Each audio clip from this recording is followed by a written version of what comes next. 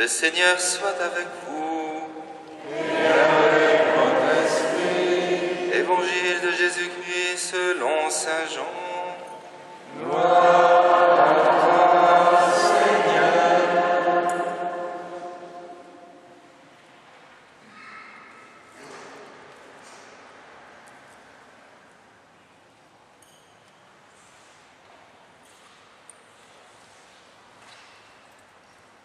En ce temps-là, Jésus disait à la foule, « Moi, je suis le pain vivant qui est descendu du ciel.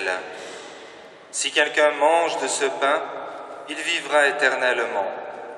Le pain que je donnerai, c'est ma chair, donnée pour la vie du monde. » Les Juifs se querellaient entre eux.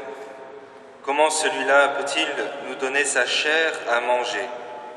Jésus leur dit alors, « Amen, amen, je vous le dis, si vous ne mangez pas la chair du Fils de l'homme, et si vous ne buvez pas son sang, vous n'avez pas la vie en vous. Celui qui mange ma chair et boit mon sang a la vie éternelle, et moi, je le ressusciterai au dernier jour. En effet, ma chair est la vraie nourriture, et mon sang est la vraie boisson. Celui qui mange ma chair et boit mon sang demeure en moi, et moi je demeure en lui. De même que le Père, qui est vivant, m'a envoyé, et que moi je vis par le Père, de même celui qui me mange, lui aussi vivra par moi. Tel est le pain qui est descendu du ciel. Il n'est pas comme celui que les pères ont mangé. Eux, ils sont morts. Celui qui mange ce pain vivra éternellement. Acclamons la parole de Dieu. Louange à toi, Seigneur Jésus.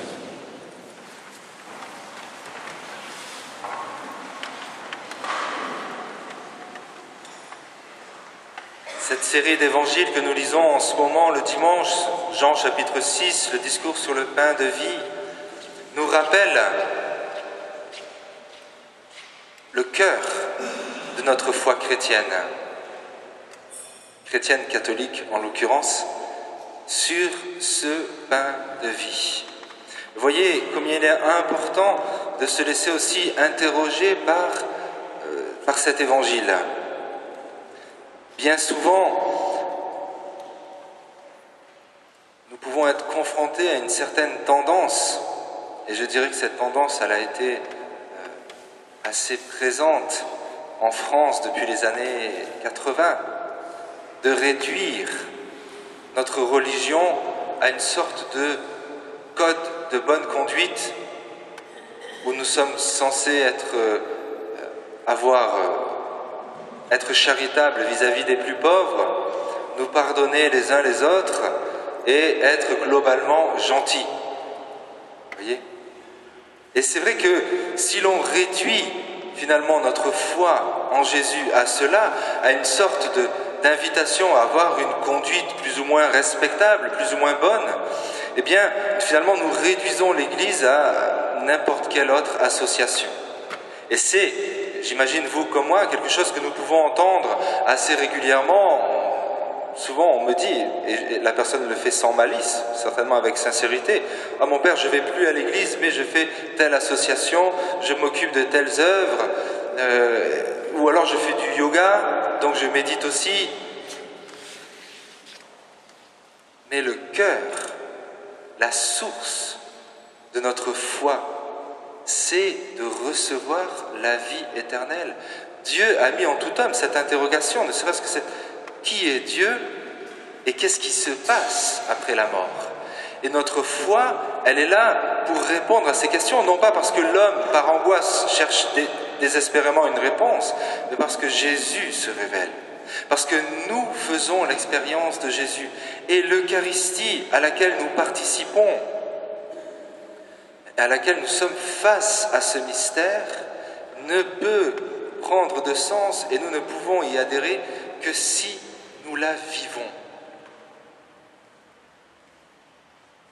Pas comme une sorte de précepte où il nous faudrait pointer à la messe, mais parce que nous voulons la vivre, parce que nous expérimentons que ce corps du Christ est source de vie. Parce que lorsque nous sortons de l'Église, nous sommes différents. Vous voyez, et ça c'est, je dirais, une question que chacun d'entre nous, nous pouvons nous poser. Est-ce que lorsque je sors de l'église, je sens que je suis différent, qu'il s'est passé quelque chose, et ce quelque chose, eh bien, le Seigneur nous dit, c'est l'avant-goût de cette vie éternelle. Celui qui mange ma chair et boit mon sang, je le ressusciterai au dernier jour. Et il est important, et c'est peut-être le premier point que je voudrais un petit peu souligner. Vous voyez, cette notion de résurrection, on en parle peu, hein, la résurrection. Pourtant, on en parle chaque fois lorsqu'on récite le credo, hein, je crois en la résurrection de la chair. Et si finalement on faisait asseoir un petit peu tous les chrétiens, pas simplement de la paroisse de la Garde, hein, je pense que c'est vrai pour tous les chrétiens du monde entier, et on dit, mais c'est quoi cette résurrection? Ça se passe quand? Ça se passe comment? Qu'est-ce que cela veut dire? Alors, il y a quand même une grande part d'inconnu. Je ne vais pas vous dire comment ça se passe dans l'au-delà. Personnellement, j'y ai jamais été, hein, et je ne vais pas commencer à broder sur des spéculations que je ne connais pas. Mais ce que l'on sait, c'est que le Seigneur nous ressuscite et qu'il nous donne la vie éternelle. Et si l'on peut y croire, c'est parce que dans chaque Eucharistie, nous faisons une expérience de cette résurrection. Vous voyez, la résurrection, nous y croyons parce que, quelque part déjà, bien sûr de manière limitée, nous l'expérimentons. Lorsque nous traversons une épreuve et lorsque le Seigneur se manifeste pour nous donner d'avancer plus loin, eh bien c'est déjà quelque chose de la résurrection qui se joue dans notre vie. La résurrection, qui est cette vie éternelle que le Seigneur nous donne à travers son corps, est quelque chose que nous sommes appelés à expérimenter à chaque Eucharistie. De manière plus ou moins, disons, évidente, et cela appartient simplement au bon Dieu. Mais il se passe quelque chose. Et voyez ce que le Seigneur nous dit à travers cela. Il nous dit aussi, je suis la vraie boisson et je suis la vraie nourriture.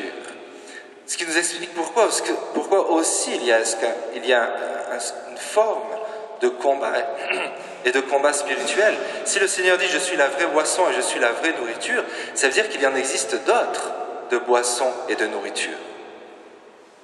Et que ces autres boissons et ces autres nourritures peuvent aussi attirer les hommes, hein, et en faire une sorte d'idole. Et voyez, ça ne veut pas dire que ces autres boissons et autres nourritures sont fausses. Il y a des choses qui sont bonnes dans la vie, mais elles ne procurent pas la vie éternelle. Je dirais qu'elles sont insuffisantes. Il y a beaucoup de choses qui sont bonnes.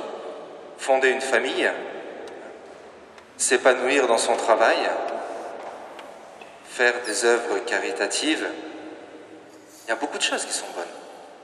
Mais la vraie boisson et la vraie nourriture, c'est celle que nous recevons au cours de l'Eucharistie. C'est elle seule qui nous donne la vie éternelle.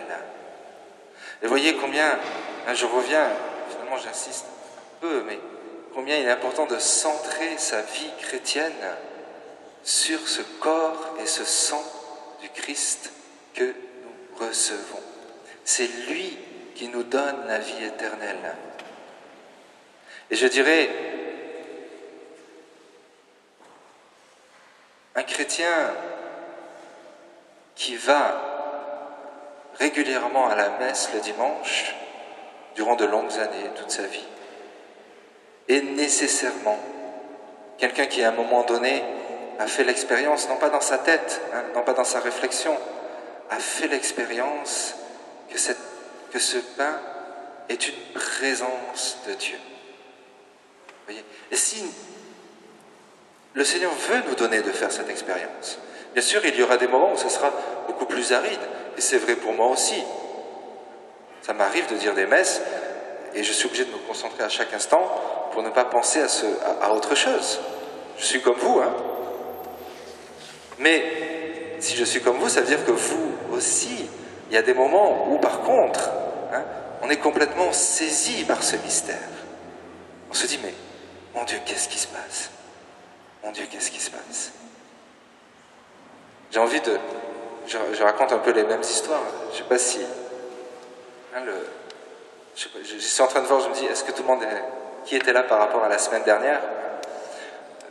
Cette très belle histoire de la semaine dernière, justement, pendant les médiévales, hein, qui résonne pour moi un petit peu comme un rappel que le bon Dieu me fait par rapport à cette présence de Jésus. Donc je la raconte, c'est une belle histoire.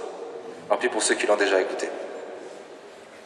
Donc c'était la semaine dernière, pendant la messe, une messe en semaine. Donc vous savez que quand si vous vous avancez avec votre enfant, donc je bénis votre enfant, hein, je pose le ciboire sur la tête de l'enfant, je le bénis. Donc là, une maman ou un papa, je ne sais plus, s'avance avec l'enfant, et donc je fais habituel. Je pose le ciboire, je fais une petite croix, et puis au moment de... donc je me retire, hein, je donne la communion aux parents, et au moment de me retirer, de ramener le ciboire vers moi, l'enfant sort un petit peu des bras de son père ou de sa mère, et tend les bras grands ouverts comme ça. Personnellement, je ne comprends pas trop ce qui se passe, et le parent en question ne comprend pas non plus, et me tend l'enfant, comme si je devais le prendre dans mes bras, parce que je ne vois pas trop ce que je vais faire avec un enfant dans les bras à ce moment-là. Mais au bout d'un moment, je réalise, et le père ou la mère réalise, que cet enfant ne me tendait pas les bras à moi, c'est-à-dire qu'il n'était pas tourné vers moi et qu'il ne me regardait pas, mais il était sur le côté tourné vers le ciboire. Et ce qui était déroutant, et je dirais après bouleversant pour moi, c'est que, vous voyez, un enfant, pour ceux qui ont eu des enfants, hein, vous savez que quand vous avez un petit enfant dans les bras, tout ce qui est à portée de main, il agrippe. Hein. C'est-à-dire que, par exemple, moi je suis habitué pour ça, pour les baptêmes, hein, il faut toujours rester à une distance respectable de l'enfant, parce que sinon il vous arrache le livre, le Saint-Crème, tout ce qui bouge. Et là, en fait, ce petit enfant, tout petit, hein, n'a pas cherché à agripper le ciboire. Ce qui aurait été, du coup, une histoire banale, hein, mais à tendre les bras, comme ça. Et donc, le père ou la mère restait comme ça, ne comprenait pas trop ce qu'il y a. Il y a eu une sorte de temps d'adoration, comme ça, devant le ciboire, qui nous était donné par cet enfant, qui a perçu, je ne sais pas quoi, hein, cette présence. Et voyez, et c'est ça qui nous révèle aussi, ces expériences-là nous révèlent l'identité de Dieu. C'est un don, c'est pas quelque chose que l'on agrippe. Un Dieu, ça m'a fait penser à Jésus, à Marie-Madeleine, hein, ne me retiens pas. Mais l'enfant n'essayait pas de retenir, mais simplement d'ouvrir ses bras pour accueillir. Et c'est ce que nous sommes appelés à vivre dans chaque Eucharistie. Vous voyez, ce n'est pas de prendre son Jésus, de le prendre et de dire, vas-y, hein, c'est une sorte d'accueil, de don réciproque. Dieu se donne et je me donne à lui. Et c'est vrai que, après coup, moi j'ai repensé à ça, parce que, et j'en ai pas parlé, j'ai même pas repéré qui était l'enfant et les parents. Et je me suis dit, mais cet enfant qui a vécu quelque chose, qui a perçu quelque chose de la présence de Dieu dans ce ciboire, et le pain qui était dans ce ciboire, c'est le pain que je venais de consacrer sur l'autel. Et tout d'un coup, ça a fait... Pascal, n'oublie pas quand même. Ben, Pascal, c'est moi, hein, pour ceux qui ne savent pas. Quand je me parle à moi-même, je dis Pascal, hein, je ne dis pas Père Pascal. Je reste simple avec moi-même. N'oublie pas la grandeur du don que Dieu t'a fait. Et en disant ça, il n'y a rien de la grandeur de moi-même. Parce que je dirais presque que tristement, je donnais peut-être machinalement la communion. Et c'était un peu comme un rappel. N'oublie pas la grandeur du don que Dieu t'a fait. Et cet enfant l'a vu. Alors que toi, peut-être, tu donnais la communion de manière un petit peu machinalement. Hein. Vous savez que parfois, ce week-end, par exemple, j'ai fait beaucoup de messes. Hein, donc c'est vrai que parfois, il faut se dire attention, qu'est-ce que je fais, qu'est-ce que je célèbre? Eh bien, le bon Dieu est passé par ce petit enfant pour pour rediriger le regard sur le ciboire. Et voyez, c'est important lorsque vous vous avancez pour recevoir la communion, et c'est vrai que j'en parle régulièrement le dimanche.